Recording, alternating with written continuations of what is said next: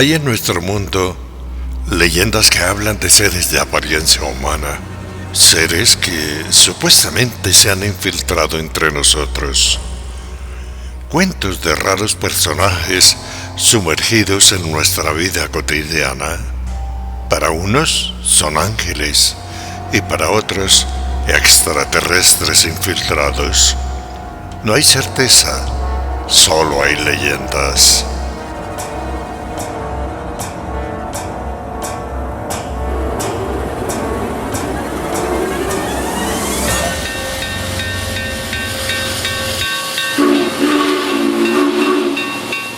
Preámbulo. Ferrocarriles. El año 1924. La cuadrilla de trabajadores construía la línea férrea al borde de la montaña, y arriba, a unos 180 metros de la carrilera, se veía una gran roca que decían era como un gran rostro que miraba al cielo. En ese año, en el sector de la piedra, como lo llamaban, los problemas para extender la carrilera habían sido muchos.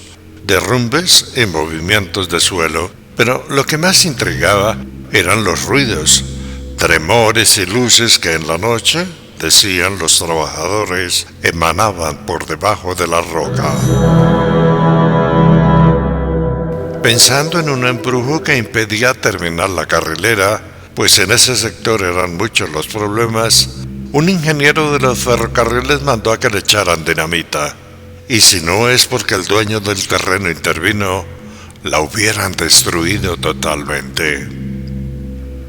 Hoy, en Bagasal, municipio de Villeta, en Cundinamarca, Colombia, en la piedra embrujada, aún se bosquejan los rasgos de un aparente rostro que mira hacia el cielo. Como siempre, si no se puede probar, es ficción.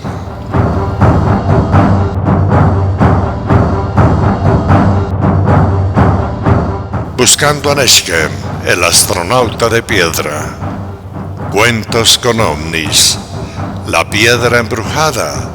Hans, el maquinista.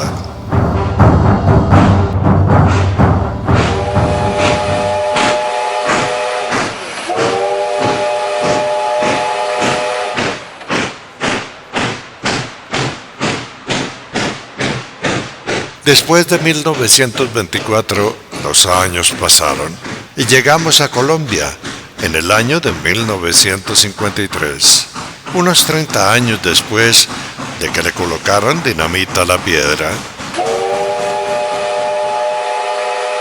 En ese entonces gobernaba el presidente conservador Laureano Gómez, de quien se dice despedía de sus trabajos a los liberales, enemigos y opositores de su gobierno, un gobierno que era conservador. En ese entonces, Bagasal era una pequeña villa ubicada en un vallecito de origen fluvial, enmarcado por una serranía, donde aún hoy se ubica la roca con aparente rostro que mira hacia el cielo, un monolito llamado la Piedra Embrujada, el mismo al que le echaron dinamita en 1924.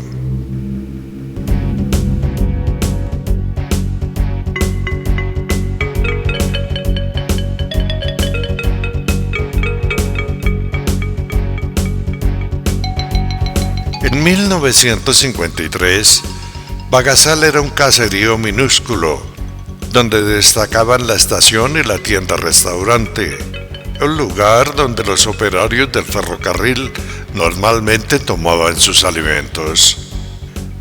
El Bagasal de los años 50 del siglo pasado tenía unos 30 habitantes. No tenía luz eléctrica y la gente se alumbraba con velas y lámparas de petróleo. No había comunicación con el resto del mundo y el único enlace era el teléfono del ferrocarril, ubicado en la estación.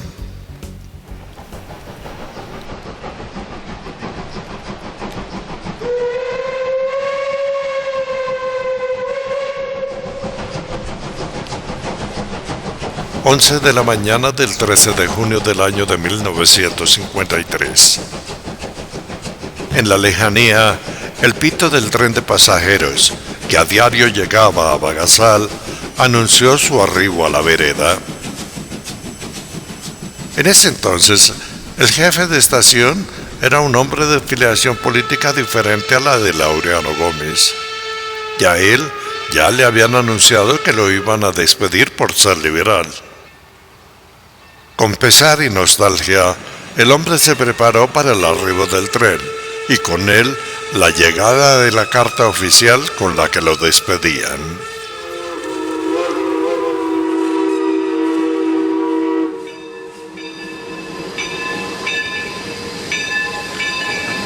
Diez minutos después, el tren arribó a la estación.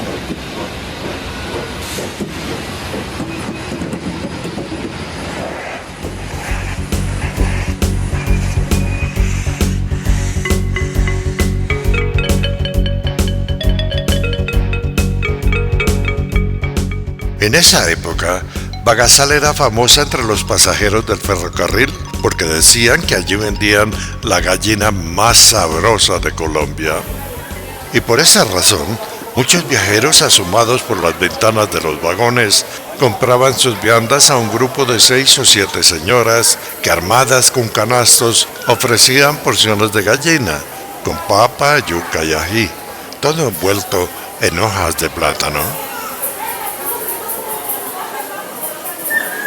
Mientras la venta de los pequeños manjares se hacía por las ventanas, los pasajeros que tenían como destino final a Bagasal bajaban del tren y con ellos descargaban sus maletas. Aquel 13 de junio de 1953, aparentemente porque nadie los vio bajar del tren, solo arribaron 3 pasajeros que no traían maletas. 3 hombres altos y rubios, con pelo largo recogido en la nuca como cola de caballo y provistos de gafas oscuras. 3 personajes que vestían largas gabardinas y por su aspecto y lenguaje llamaron la atención del jefe de estación. Él, por su apariencia y como era común en ese entonces, imaginó que eran alemanes. Con el ajetreo de las vendedoras de gallina, los pasajeros comprando y la locomotora de vapor que debía partir, el jefe de estación no volvió a fijarse en los alemanes y al final el tren anunció su salida y se marchó.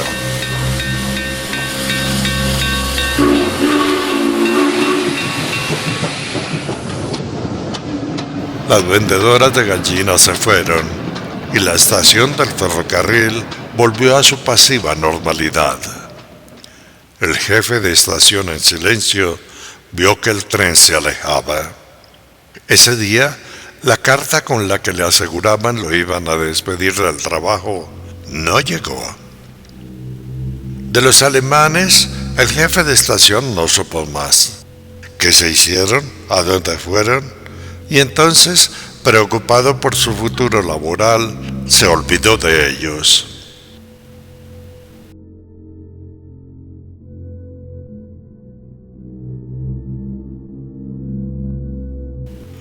Las horas pasaron.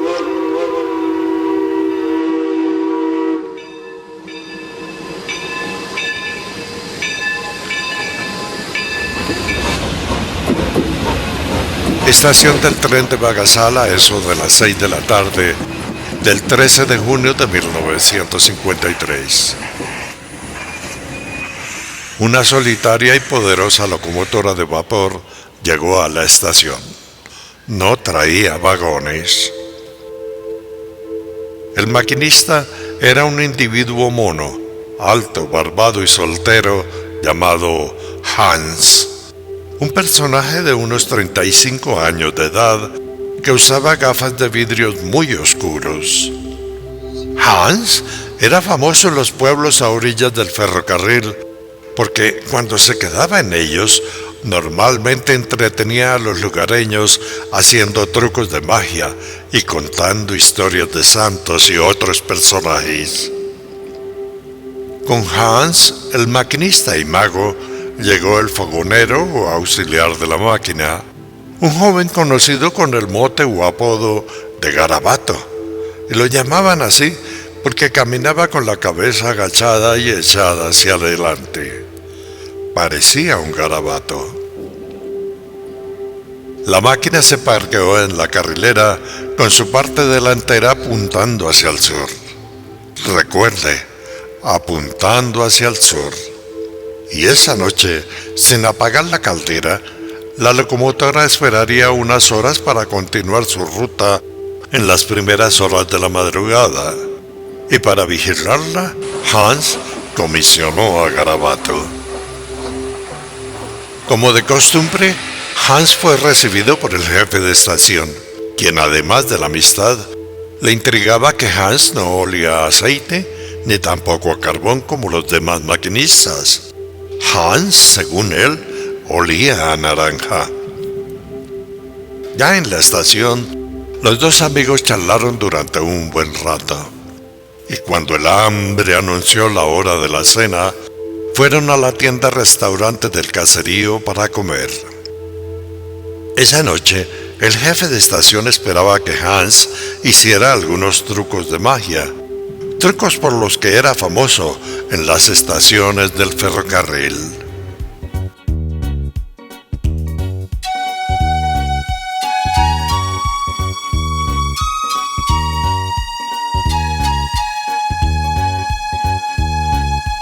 En el Bagasal de 1953 había muy pocas opciones de entretenimiento, y por ello la gente siempre celebraba la llegada de Hans, de quien, según decían, era un mago extraordinario. Las muchachas de la vereda, por su parte, decían que era un ángel, un solterón buen mozo y misterioso que olía a naranja. De Hans, por su apariencia de mono alto, se decía también que era hijo de los alemanes que durante la Segunda Guerra Mundial buscaron refugio en Colombia.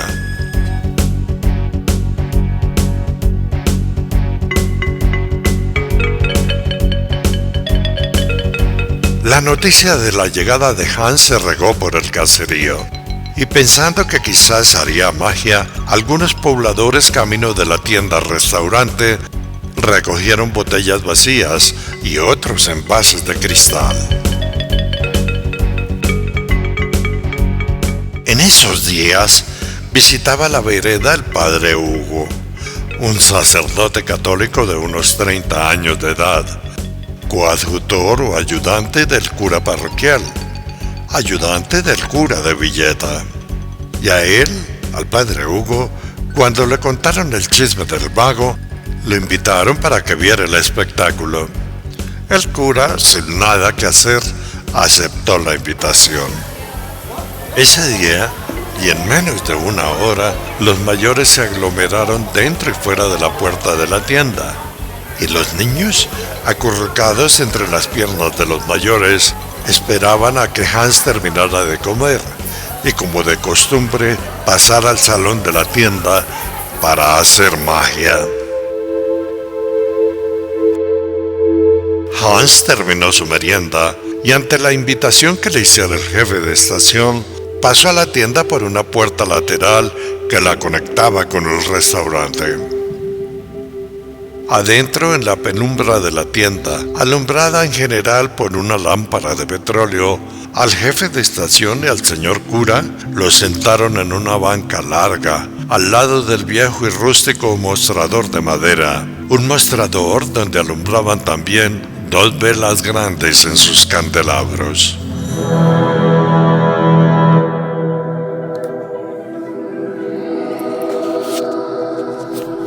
En Bagasal aquella era una noche muy oscura, y en la serranía ubicada frente al caserío, la piedra embrujada no se veía.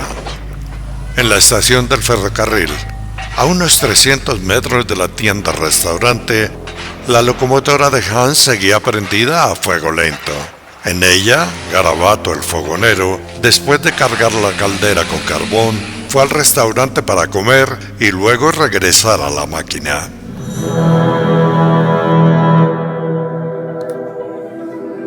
En la tienda, Hans ya había iniciado su presentación, y los espectadores veían como, ya concentrado y en medio de la tienda, delante del gran mostrador de madera, se llevaba una mano a la cabeza en actitud de acumular secretas energías. Los espectadores lo miraban y muchos no entendían cómo con la poca luz que irradiaban las velas, Hans, con sus gafas de lentes tan oscuros, podía ver algo en la penumbra. En la banca, al lado del jefe de estación, y mientras Hans hacía sus ademanes de concentración, el padre Hugo lo miraba sonriendo, al tiempo que decía en voz baja: ¡Qué ridículo! Este es un charlatán. Ya listos, y con las supuestas energías cargadas, Hans pidió una botella, y desde afuera de la tienda, donde las habían colocado, de mano en mano pasaron una botella de color oscuro. Con la botella en sus manos, Hans la mostró al público, y sacudiéndola, demostró que no estaba rota. Después, la colocó en la mitad del mostrador. Luego, se retiró unos pasos. La botella quedó indefensa frente a Hans. Entonces, el mago se llevó una mano a las gafas de lentes muy oscuros, y cuando se las iba a quitar, se detuvo pensativo. En la estación del tren, la locomotora solitaria permanecía encendida a fuego lento y apuntando en dirección sur. De ella, en la oscuridad, solo se veía su silueta y el fuego rojo que por debajo de la caldera alumbraba los rieles. A lo lejos, la piedra embrujada no se veía.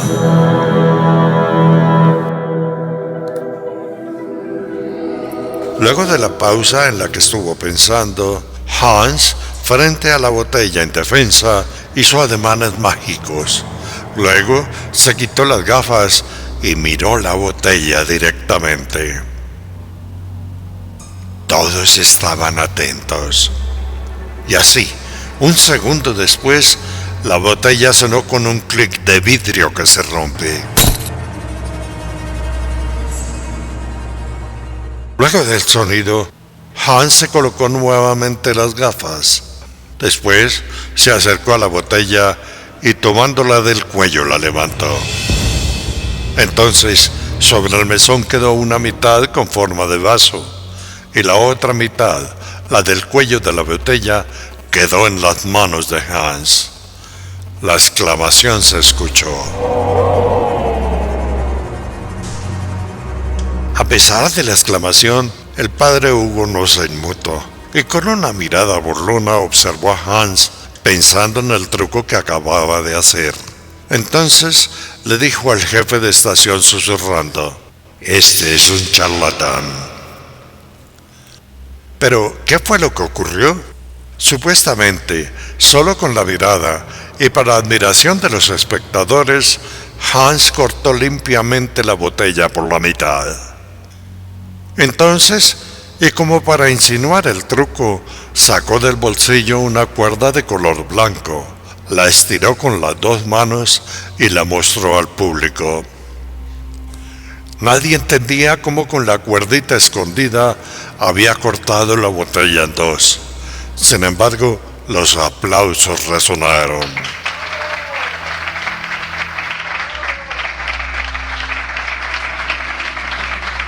El padre Hugo no dejó su mirada de sospechas. Luego, Hans, sonriendo, se paró frente al auditorio. Colocó una mano sobre el mesón y, aclarando la voz, comenzó una de sus consabidas historias. Hubo una vez en Italia un hombre de Dios llamado José Cupertino.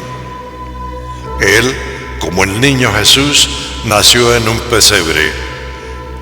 Y José Cupertino era tontico. No se concentraba y su memoria le fallaba. Pero Cupertino, que era torpe y no sabía leer, tenía un don. Una habilidad que decían le había sido dada por Dios. Cupertino volaba. Cupertino se levantaba del suelo y quedaba en el aire. Todos escuchaban complacidos menos el cura. Entonces, un niño acurrucado entre las piernas de su papá, en la puerta de la tienda, gritó mirando al piso y señalando: ¡Los pies, los pies! Todos bajaron la mirada y vieron que el mago flotaba a unos 10 centímetros del suelo. Hans, flotando en el aire, sonrió. Hizo una pausa, quitó la mano que tenía puesta en el tablón del mostrador y de inmediato descendió al piso. Los espectadores también sonrieron. Entonces alguien en la puerta dijo: «Este sí es un mago, un verdadero mago». El padre Hugo, sin creer, trataba de comprender el truco. Ya en el piso, Hans volvió a sacar la cuerdita blanca y, estirándola nuevamente, la mostró al público e hizo una pequeña reverencia. Los espectadores aplaudieron. El cura, el padre Hugo, no lo hizo. Luego de la ovación y como simulando que estaba cansado por el esfuerzo mental, fue a sentarse en la banca entre el cura y el jefe de estación. El padre Hugo percibió el inconfundible olor a naranja. Entonces, el mago Hans, con sus gafas oscuras, volteó la cara como mirando al cura, y al tiempo que lo hacía, dijo como susurrando: «Fuego y luz de las estrellas». El cura, sin entender, le preguntó: «¿Y eso qué significa?». Entonces el mago Hans, sonriendo, le contestó: «Si se lo digo, usted dejaría de ser cura». El cura quedó pensativo. Entonces Hans se levantó de la banca y fue a la mitad de la tienda, donde pidió que le pasaran otra botella.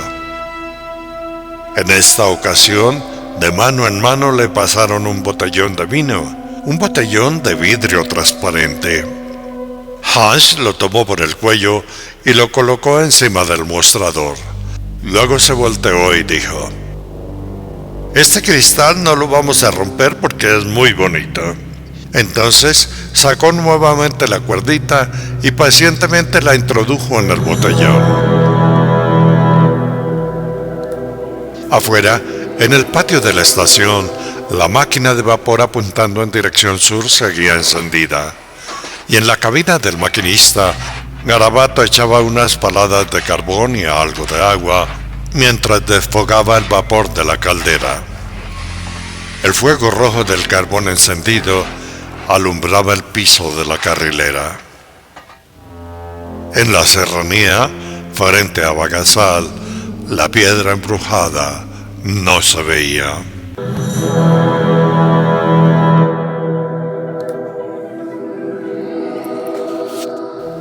En la tienda de magias y misterios, después de introducir la cuerdita en el botellón, Hans dijo a los presentes: «Hubo una vez un santo llamado Pedro González Telmo, patrono de los marineros, un santo a quien le decían San Telmo. Y en el mar, cuando aparecían unas luces de fuego revoloteando por los barcos, los marineros decían que eran las luces de San Telmo». Dicho esto, ya con el botellón en su mano y la cuerdita en su interior, lo levantó sobre la cabeza como si fuera la estatua de la libertad. Entonces el botellón se encendió con un gran resplandor. El público quedó estupefacto. El interior de la tiendita, antes sumido en la penumbra, se iluminó como si fuera la luz del mediodía. Algunos se taparon los ojos por el resplandor. El cura Hugo no pudo soportar el brillo y agachó la mirada. El alumbramiento duró unos segundos. Y entonces Hans, sonriendo, sacó la cuerdita del botellón, y de inmediato, encandilillados por el resplandor, los presentes percibieron cómo la tienda se oscureció. La sensación de oscuridad duró unos segundos, y cuando al fin los ojos se acostumbraron a la tenue luz de las velas que alumbraban el recinto, todos vieron algo extraño. Como si hubieran aparecido de la nada, vieron a 3 hombres altos y rubios parados frente a Hans. Los hombres tenían el pelo recogido en la nuca como cola de caballo, vestían largas gabardinas oscuras y también tenían gafas como las de Hans. En ese momento, y extrañamente, el recinto se llenó de un fuerte olor a naranja.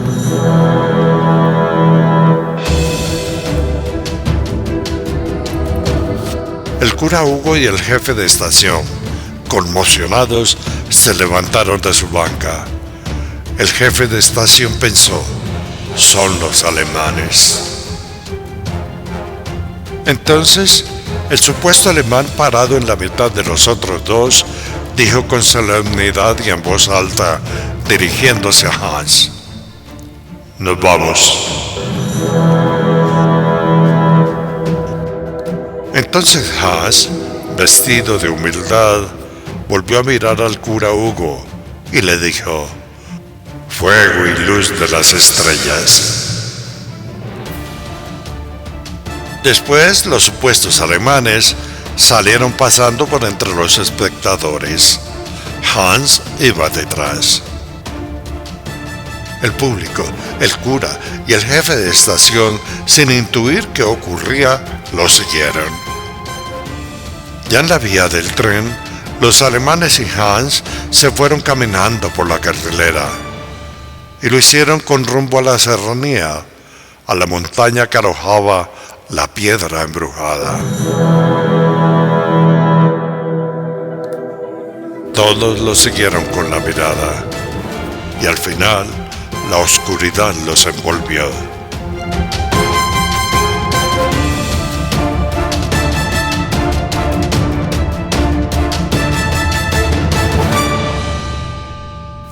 En Corrillo y fuera de la tienda, el cura, el jefe de estación y los demás quedaron esperando que ocurriera algo. Entonces las preguntas surgieron. ¿Quiénes eran? ¿Por qué se llevaron a Hans? 15 minutos duró el corrillo de intrigados, y en estas estaban cuando alguien gritó: ¡miren, miren! ¡La piedra, la piedra! Todos parados en el patio de la tienda volvieron a mirar. Entonces la piedra embrujada a un lado y arriba de la carrilera se alumbró. Después, como saliendo de la roca iluminada, todos observaron 4 luces que, como estrellas fugaces, salieron disparadas hacia el firmamento. Y en lo alto observaron una luz con un hueco que parecía un anillo, y a él penetraron las estrellas fugaces.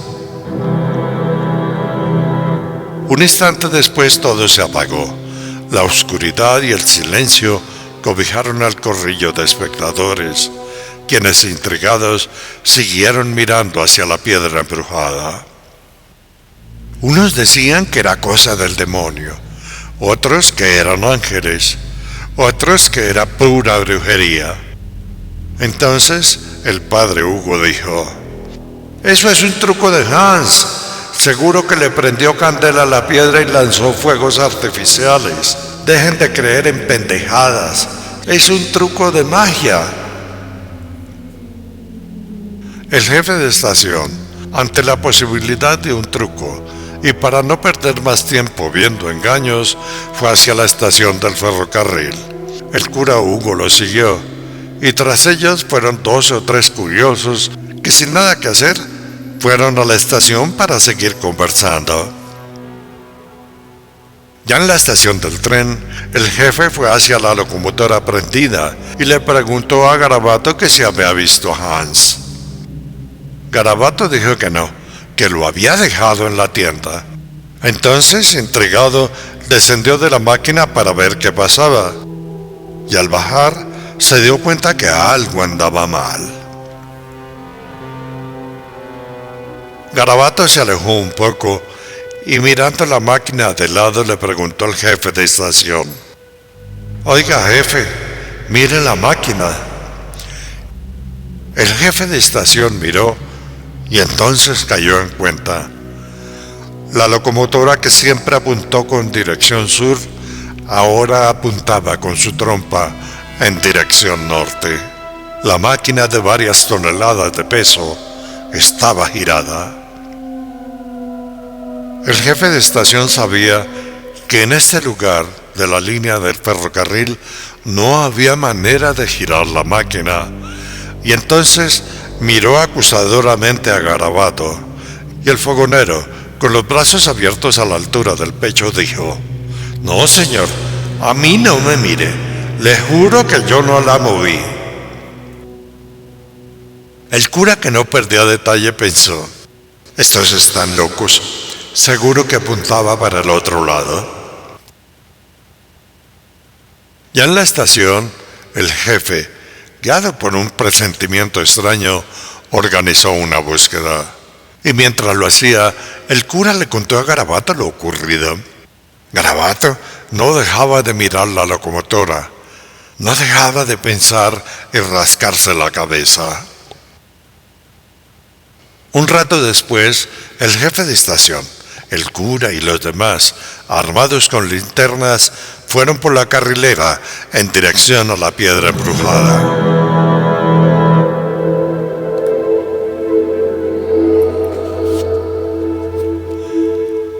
Cuando llegaron al lugar de la carrilera, donde comenzaba el ascenso hacia la piedra, el cura, a regañadientes de los demás, inició el ascenso hacia la piedra que había visto alumbrar. «Es un truco, no se asusten», decía el cura. Temerosos, los demás lo siguieron.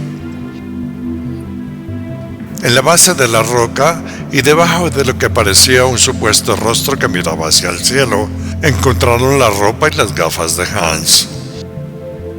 Al ver la ropa y las gafas, el cura sonrió al tiempo que decía: «Miren, si ven, Hans se empelotó para hacer el truco». Los demás también se rieron. Entonces, el jefe de estación, animado por la posibilidad de un engaño, se arrimó a la piedra y notó que la roca irradiaba calor. Intrigado la tocó y sintió que estaba muy caliente. Extrañado, le contó del calor al padre Hugo, y este, al tocar la piedra, sintió el calor. Entonces dijo: si ven, es un truco. Hans le prendió candela y por eso está caliente». Todos la tocaron.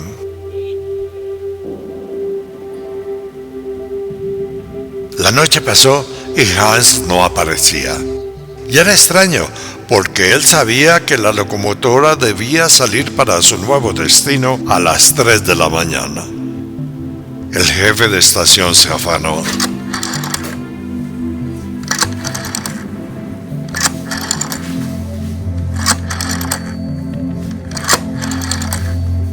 A las 5 de la madrugada del 14 de junio del año de 1953, después de buscar y buscar y gritar, en la pequeña oficina de la estación, el padre Hugo y los demás, intrigados, rodearon al jefe de estación, quien llamaba a la oficina de vías y transportes de los ferrocarriles con sede en Bogotá, para informar que la locomotora no cumpliría con su itinerario y que el maquinista no aparecía.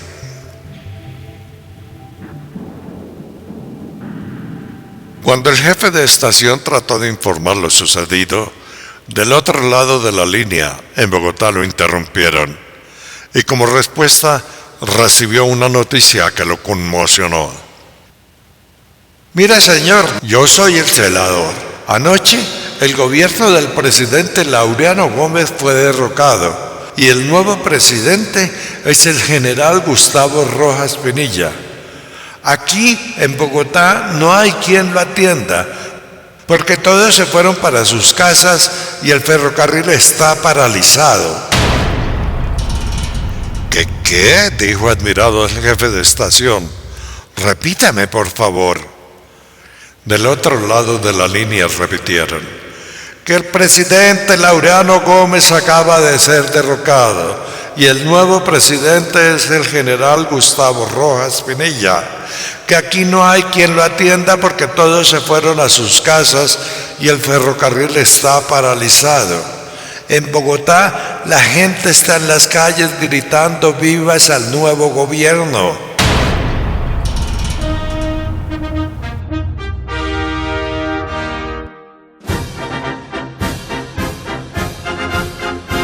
El jefe de estación, de afiliación política diferente a la del gobierno, y quien sabía que en pocos días lo iban a destituir, no pudo contener la emoción. Colgó el teléfono y volteando hacia la audiencia gritó: tumbaron a Laureano. El general Rojas Pinilla es el nuevo presidente de Colombia. Los presentes no comprendieron la noticia y entonces el jefe de estación más calmado repitió: tumbaron a Laureano Gómez. Él ya no es el presidente. El general Rojas Pinilla es el nuevo presidente y en Bogotá la gente salió a la calle para gritar vivas a Rojas.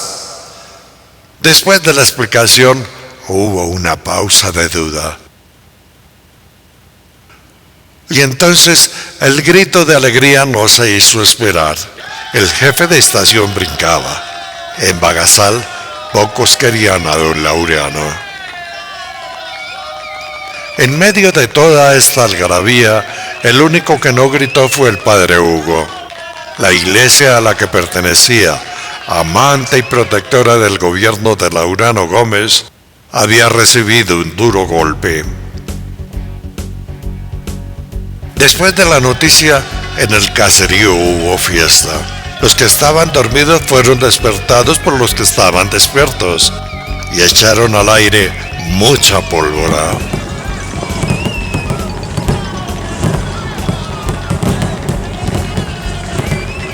Con la nueva noticia, nadie se volvió a acordar de Hans, el maquinista, y con el tiempo los extraños sucesos de aquella noche se olvidaron, se perdieron en el tiempo.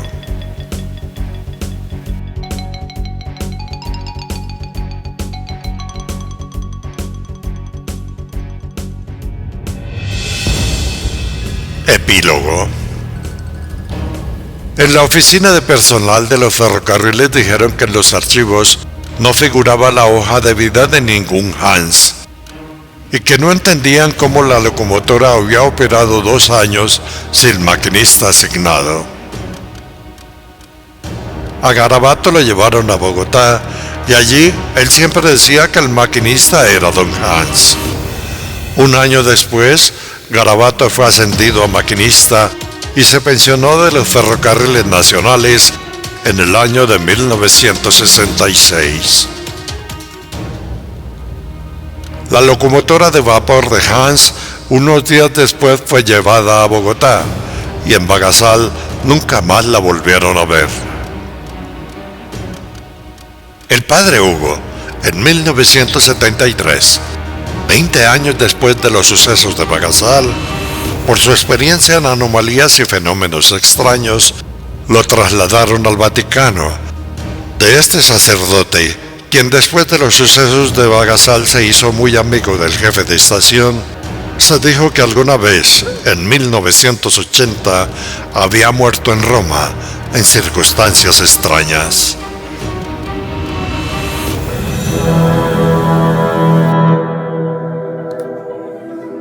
La piedra embrujada, con su aparente rostro que mira hacia el cielo, inmutable y silenciosa, aún sigue en su lugar. Finalmente, El jefe de estación de Magasal se pensionó en el año de 1964 y murió en el año de 1985. El jefe de estación era mi padre.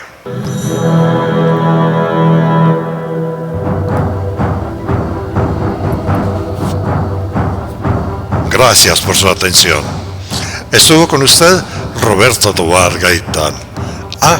Y recuerde que si no se puede probar, es ficción. Muy amable.